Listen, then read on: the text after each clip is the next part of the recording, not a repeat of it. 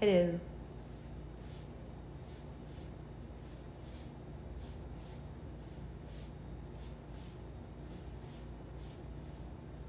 Hi, Grace. Hi, Destiny. Hi, Renee. Hi, Becca. Hi, Marble. Good morning. Nothing happened. Yeah, no, totally. Yeah, no. We're going to read, hey, Shira. We're going to read chapter 2 of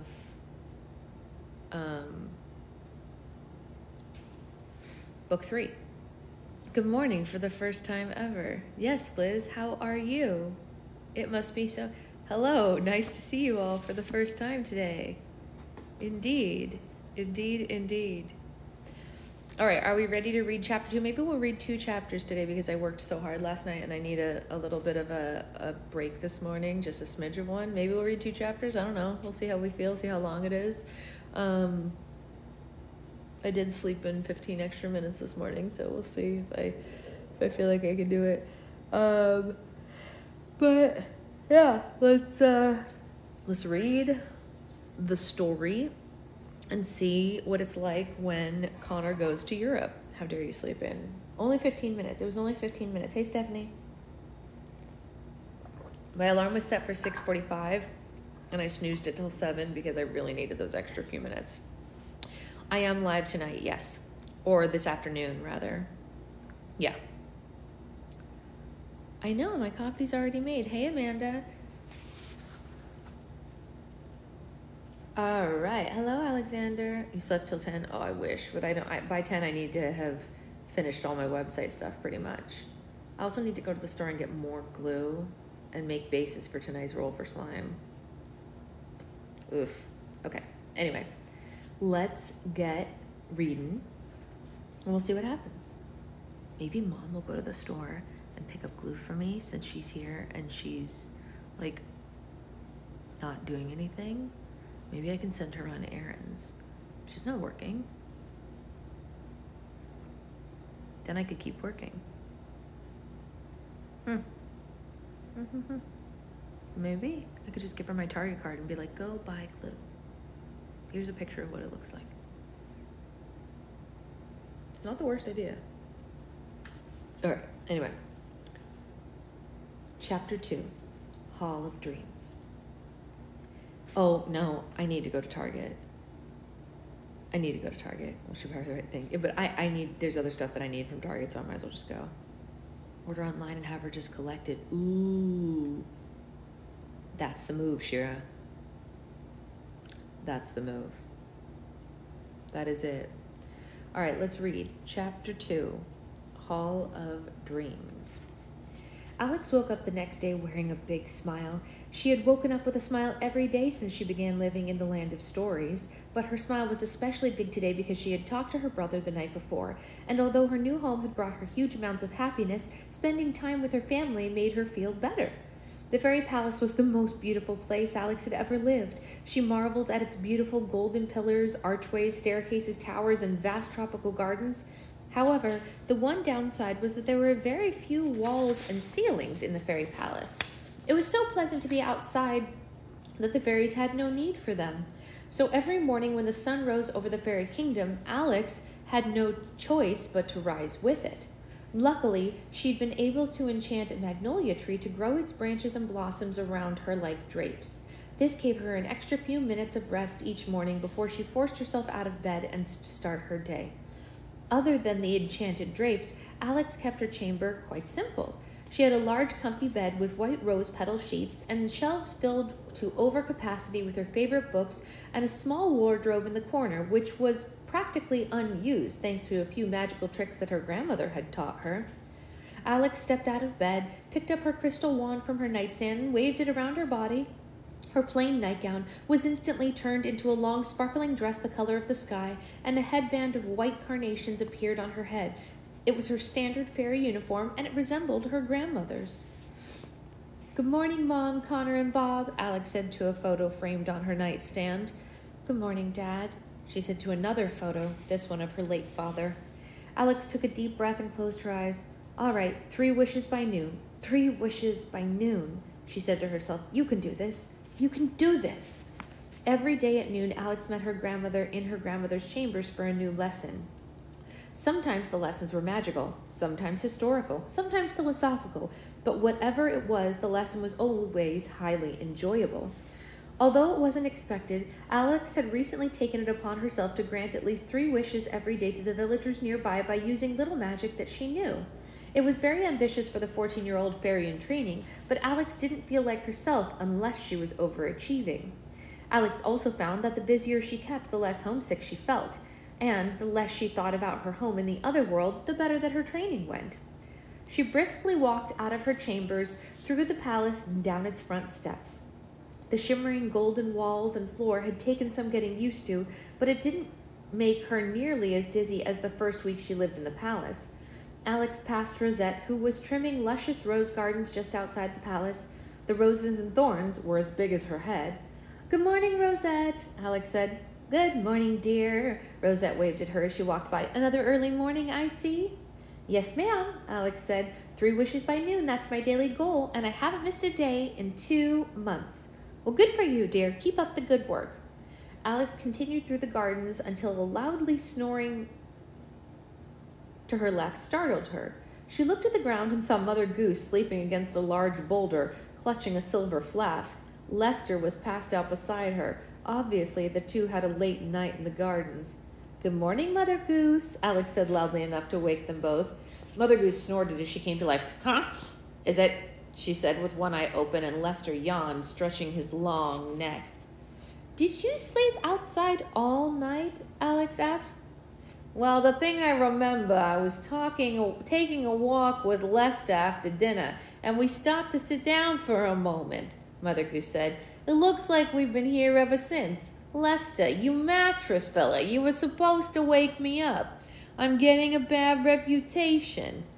Lester rolled his eyes as if to say, "That ship has sailed."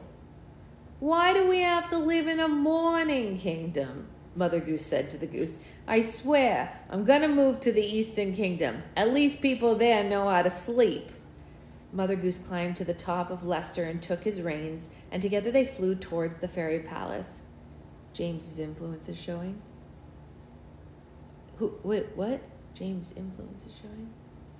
What, James? What? I missed something.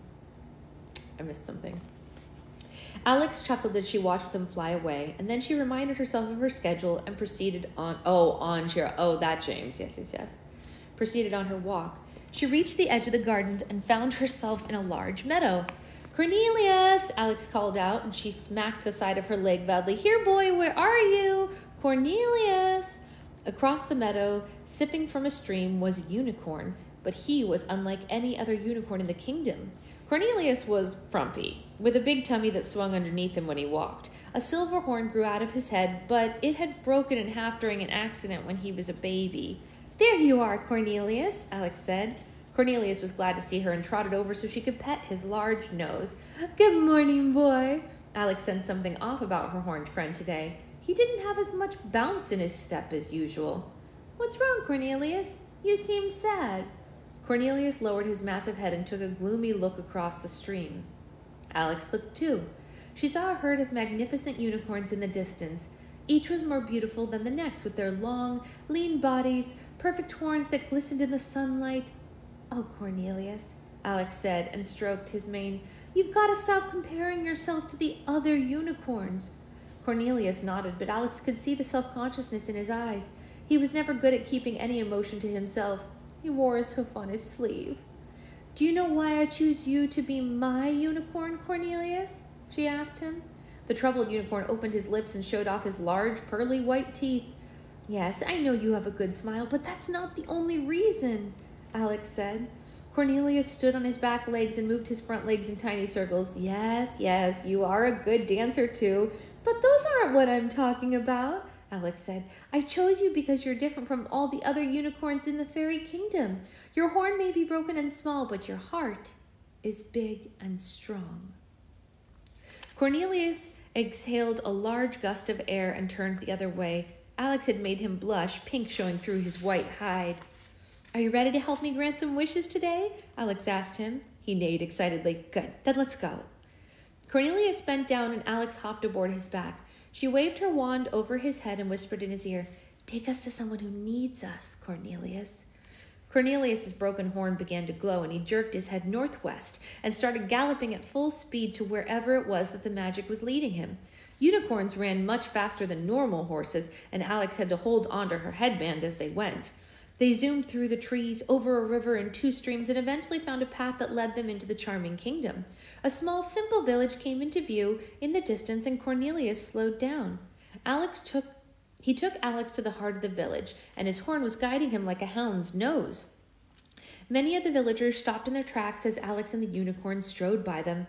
"Hello, good people of the charming kingdom," Alex said. She awkwardly waved at them. "Don't mind us, we're just granting wishes." The villagers weren't as excited as she was hoping they would be, and they went back to their daily errands. Cornelius came to a halt right in front of a tiny cottage with stick walls and a hay roof. "Are you sure this is the right place?" Alex asked. Cornelius nodded confidently, and his horn had stopped glowing. Alex hopped down from her unicorn and walked to the door. She knocked lightly, but the sticks broke under her knuckles, leaving a small hole in the door. "Oh dear," Alex said. She wasn't off to a good start. "Who's there?" a faint voice asked from behind the door. Alex looked through the hole that she had just made and saw a pair of eyes staring out at her. "Hello," she said. "My name is Alex, and I'm a fairy. Well, technically I'm a fairy in training, but I've come here today to grant wishes. My unicorn has led me to this location. Does someone inside this cottage have a wish that they'd like granted?" The wrinkled eyes looked her up and down. Alex knew her introduction was as much of a work in progress as her magic, but to her surprise, the door opened and an elderly woman appeared before her. "Come in," the woman said, although she didn't seem thrilled to have company.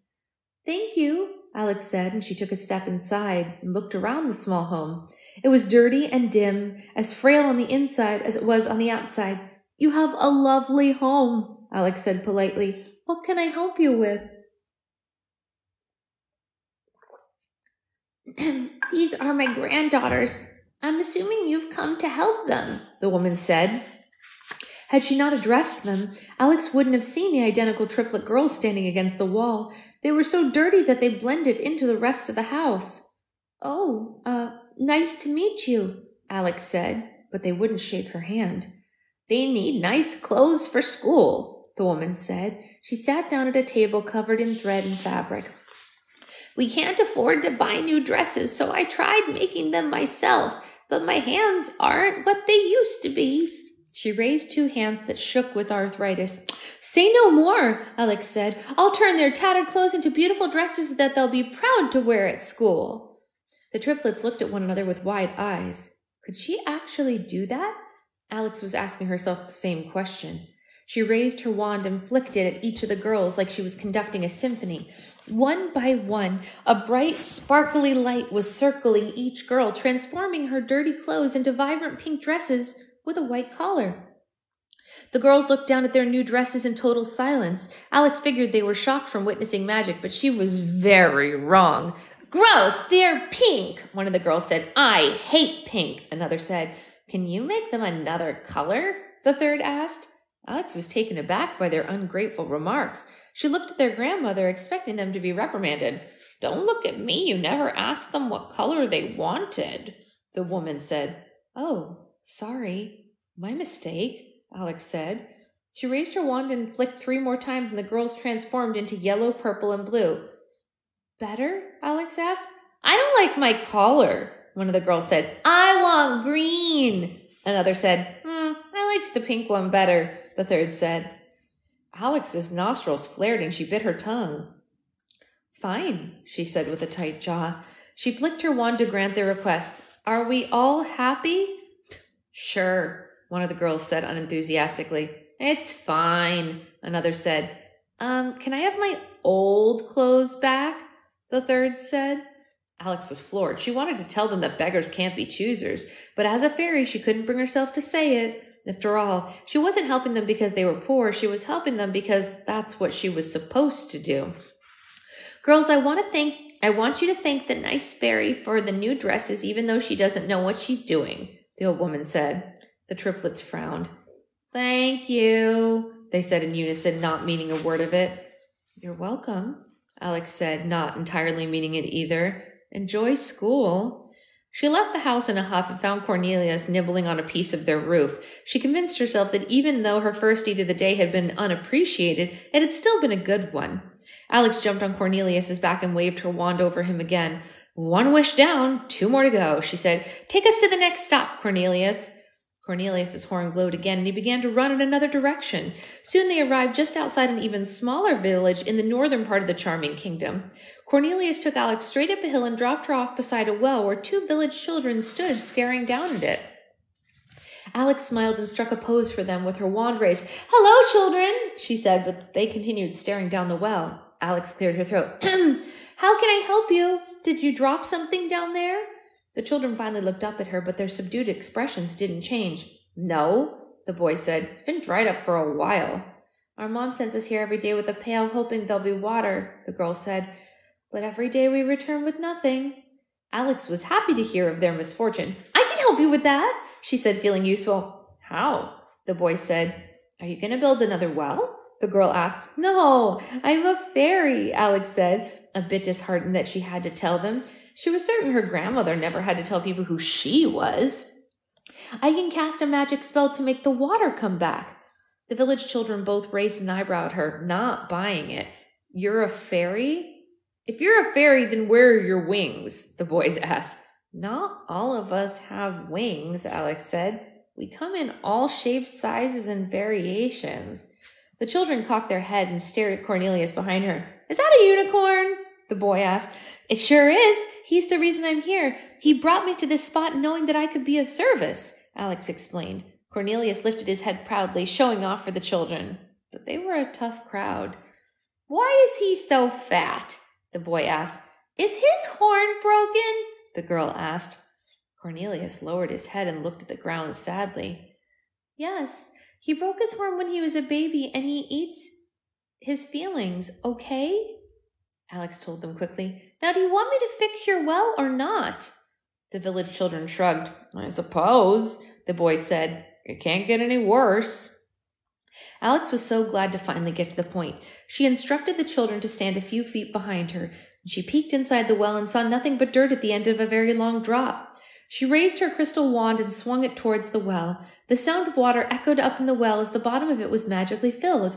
The village children jumped and clapped for joy. You fixed our well, the boy said happily. You are a fairy, the girl said. Well, let's take you back to the village so they can reward you, the boy said. Alex shrugged and her cheeks went a little rosy. She was very pleased to be appreciated. No need to reward me, she said. Everything I do is for the greater good and I never expect...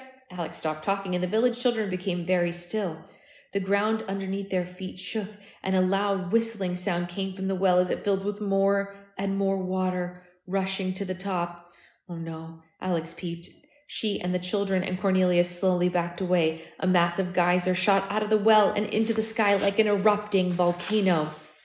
I was wrong, the boy shouted. This is worse. This is worse. Run for your life, the girl yelled. The children ran down the hill and back to their village as fast as they could, screaming their heads off. The villagers dashed outside their homes and shops to see what the fuss was about, but they couldn't believe their eyes. Water from the geyser rained down on the village, drenching everyone and everything. Alex and Cornelius were getting drenched too. Cornelius, sit on the well. Plug it up until we can think of something to do, she said. The unicorn looked at her like she was out of her mind. Please? Alex pleaded. Cornelius went down to the well and his hooves were messy from the fresh mud the geyser was creating. He lifted his tail and sat right on the well, plugging it up and stopping the geyser. It was a degrading experience for him, but it did prove to be useful. The villagers cheered from below, but it only lasted a moment. The water built up inside the well and shot the unicorn straight into the air. He landed on a muddy hill and slid towards the village like an avalanche. All the villagers ran back into their homes and shops to avoid him. Cornelius crashed into the side of a barn. He was covered in so much that he looked like Black Beauty. Dry, Alex yelled and pointed her wand at the well. Dry, I said, dry up, dry, dry, dry. Suddenly, a huge ball of fire erupted from the tip of Alex's wand and hit the well, blasting half of it into pieces. Thankfully, the water pressure diminished and the geyser died down. The well was broken, but full of water, and the village was covered in it too. I fixed it, Alex happily called down to the village below. The villagers peeked out from their homes and stared up at her, each soaked, dripping, and furious.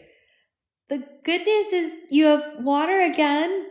Alex tried to laugh it off, but no one joined her. The muddy unicorn joined the young fairy at the top of the hill. Okay, Cornelius, let's get out of here.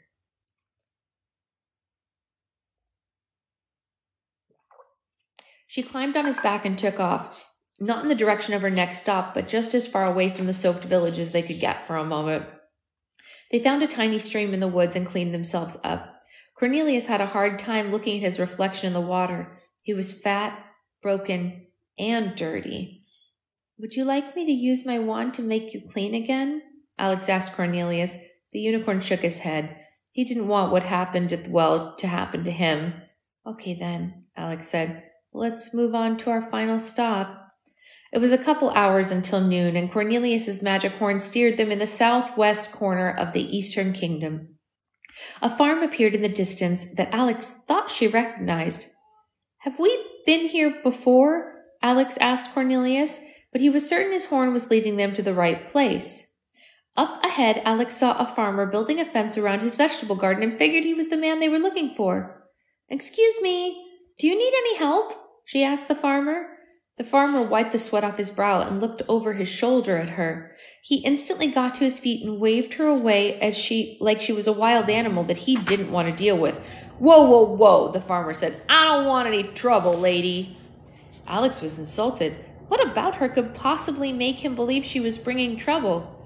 Sir, I'm not trying to cause any harm, Alex assured him. I'm a fairy. I'm here to help. The farmer placed his hands on his hips and squinted at her. Yeah, that's what you said the last time, he said.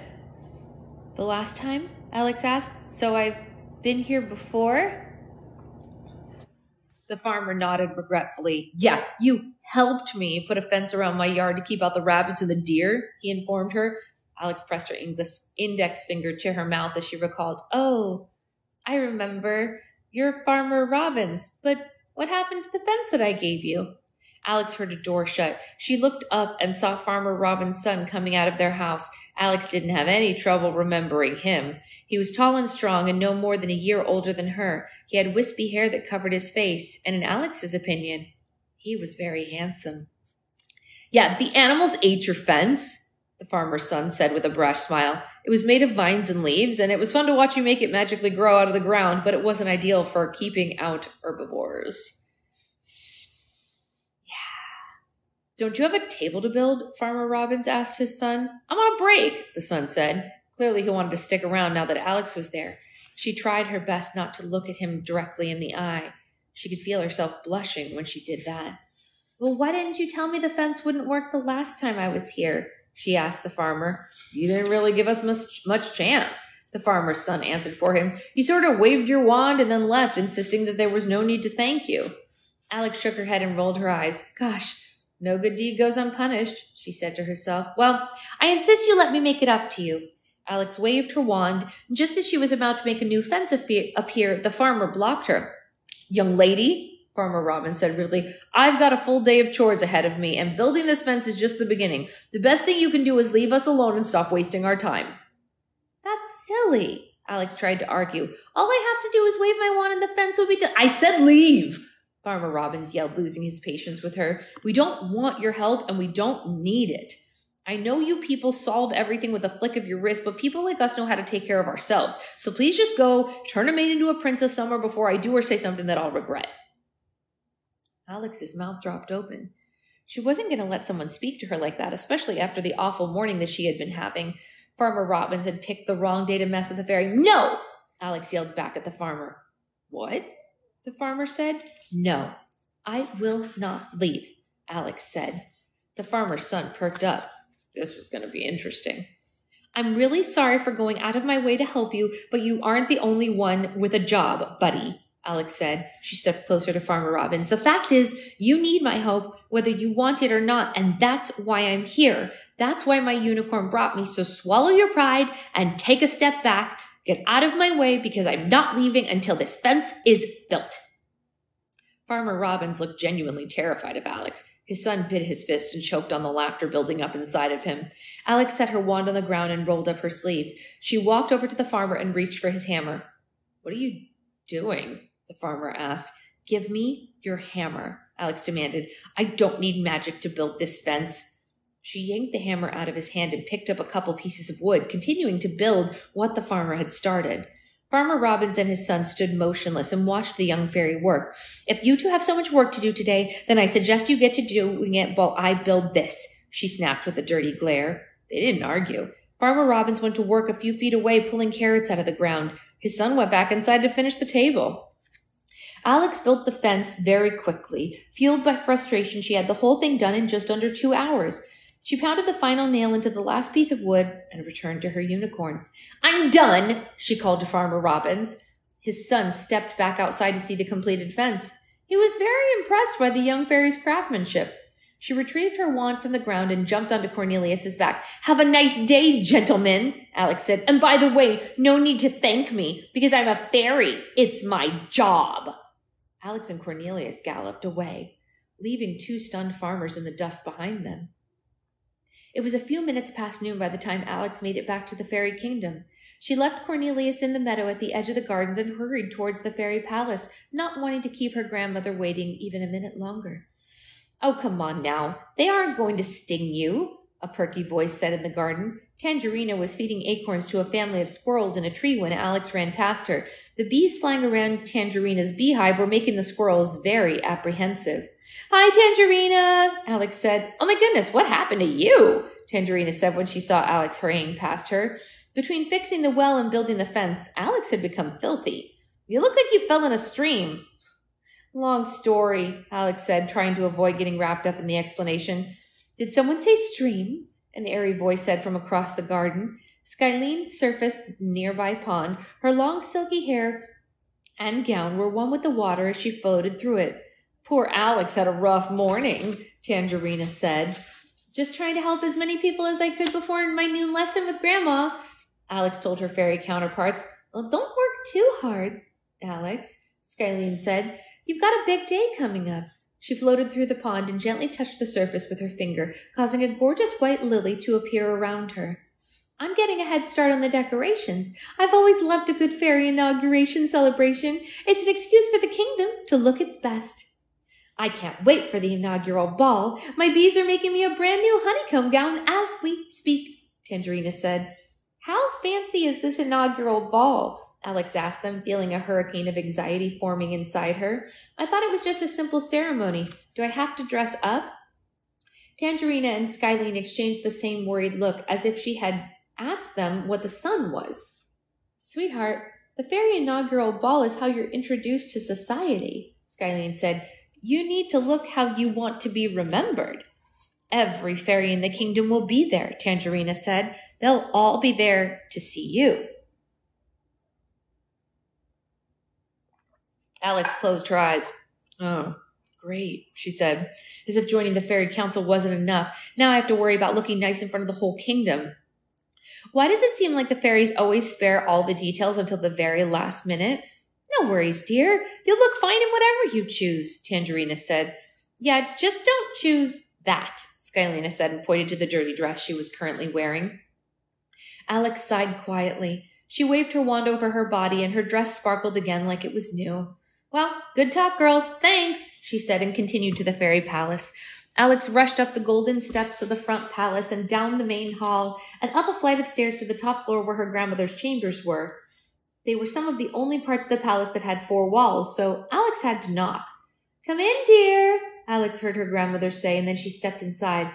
It didn't matter how many times she had been there, grandmother's room always dazzled her. To call the fairy godmother's chamber anything but spectacular would have been an understatement.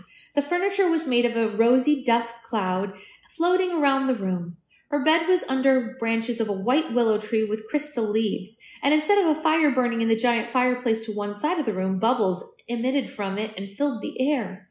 A chandelier made of hundreds of perched doves floated above the center of the room, and although there was no ceiling for it to hang from, every surface in the room was covered with the fairy godmother's collectibles.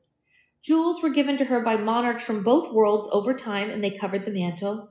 A large table near the fireplace was covered with colorful bottles of potions and elixirs. A glass display case was mounted on the wall containing fairy godmother's wand collection. and there was a mini library with books of spells, fantasy, and history that covered the wall across from the fireplace.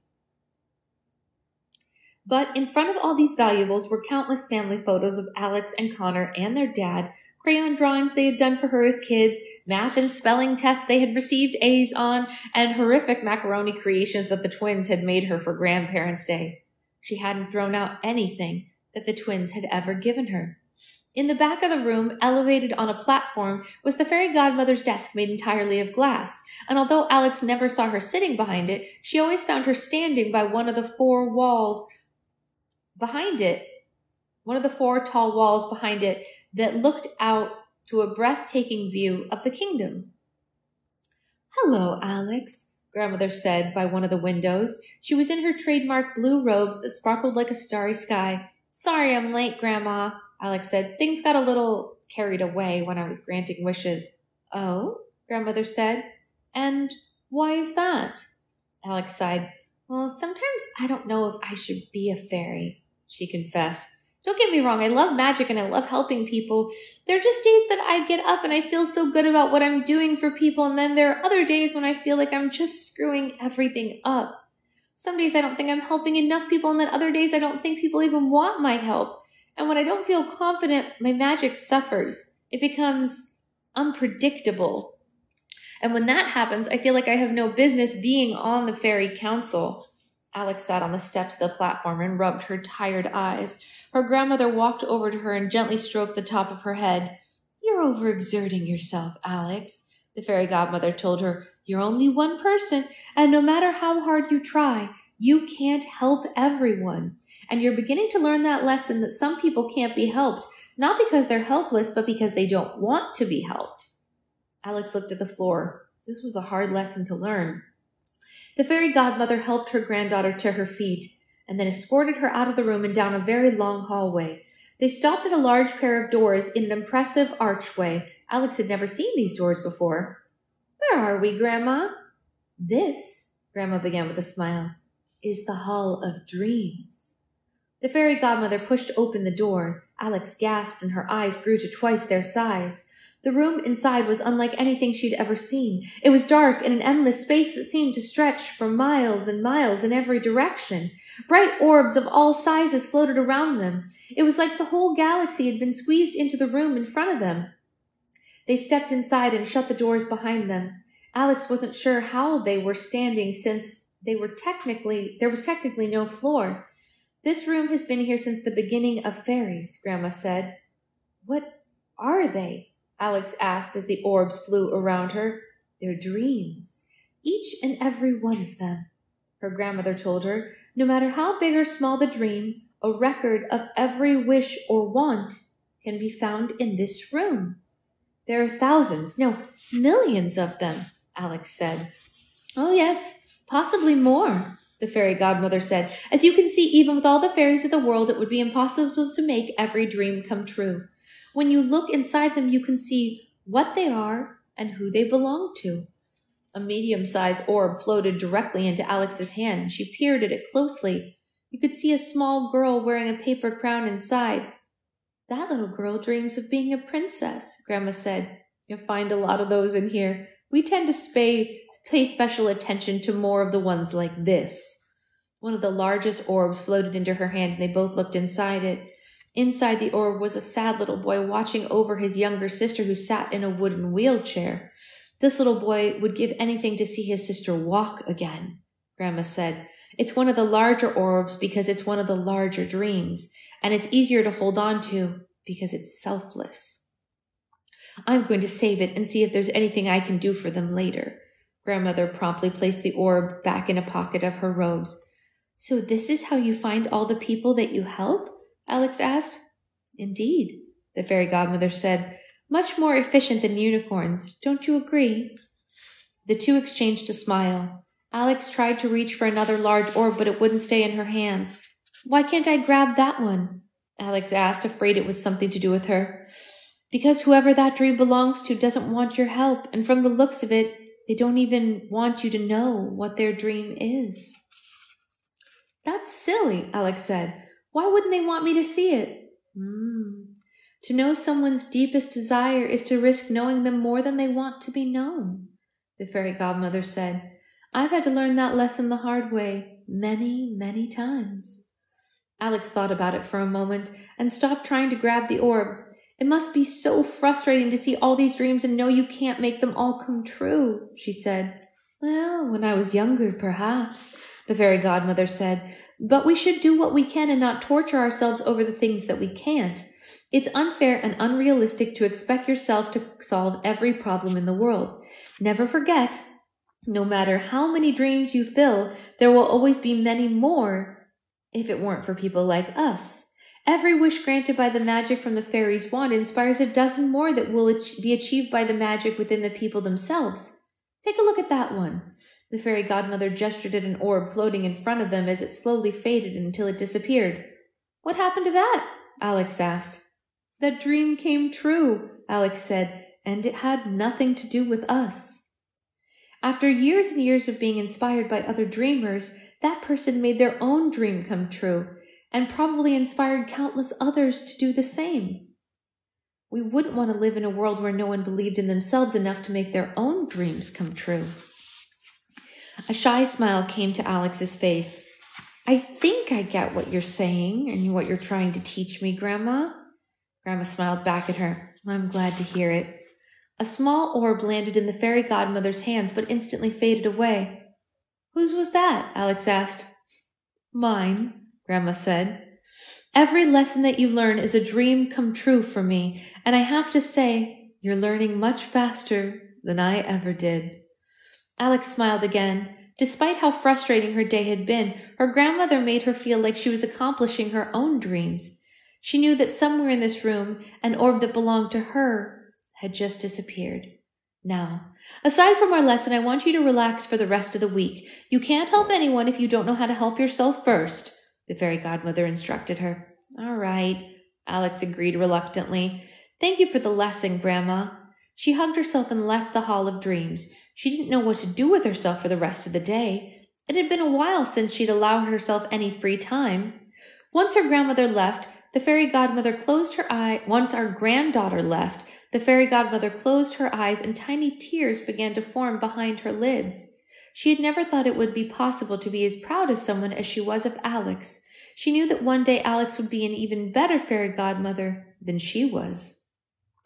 And unfortunately, due to some changes the fairy godmother had recently felt inside her, she knew that one day was going to arrive much sooner than either of them wanted.